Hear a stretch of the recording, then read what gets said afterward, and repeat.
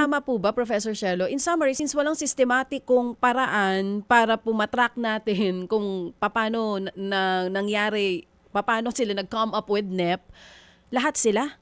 Sila ang dapat lahat nating sisihin dito. Yes, yes. So Oo. hindi lang po talaga House of Representatives 'yan, kung hindi sa executive, dun pa lang sa pagpe-prepare. Kasi ano pa yung purpose ng nagplano ka kung hindi mo naman alam kung paano 'yan napunta dun sa NEP at walang pamamaraan para ma-track ito at, makita kung paano prioritize at anong mga items yung napagdesisyonan ng DBM na pondohan. Kaya nga takang-taka ako na kahit yung DBM ay nagagalit ngayon at nagugulat, sila yung responsable sa pagpe-prepare ng NEP, 'di ba? Actually, nakakalungkot naman 'yan na kayo yung responsable diyan, hindi niyo alam kung ano yung nangyayari. Parang all of a sudden, DJ Chacha, sa pangyayaring ito, sa matinding korupsyon nangyayari, lahat na lang nagugulat at parang walang alam, 'di ba? Parang ito yung default reaction ngayon, nasho-shock at nagagalit.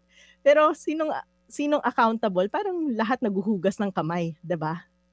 Pero lahat sila, probably or most possibly, may kumbaga may kinalaman bakit ganito ka-mangled yung 2026 NEP natin. So paano? Anong pwede nating gawin ngayon kung walang sistematikong paraan? I mean, dapat ba may mag-file pa ng bill for this na ayusin natin yung budget process natin? Anong po pwede nating gawin dito?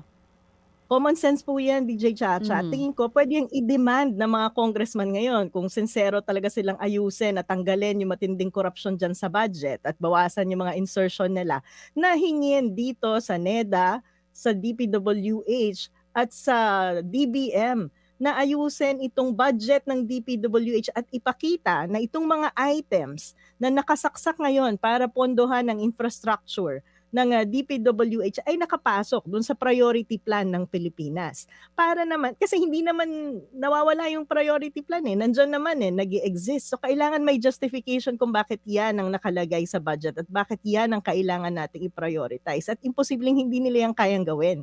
Hindi na yan kailangan ng batas ngayon, kailangan lang nilang ipaliwanag at kailangan nilang ayusin kung paano nila nabuo yan. At sana po wag maghugas kamay yung mga ahensya na responsable dyan.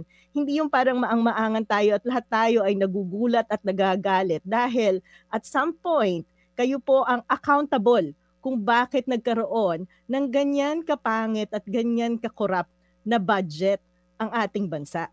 Mga kapatid, brothers and sisters, saan ka pa? Dito na tayo sa totoo. Dito na tayo sa True FM. Mga kapatid, mag-subscribe and follow po kayo sa social media accounts ng True Network PH. Yan po kami, hanapin nyo lang True Network PH, Facebook, Instagram, YouTube, TikTok, and podcast.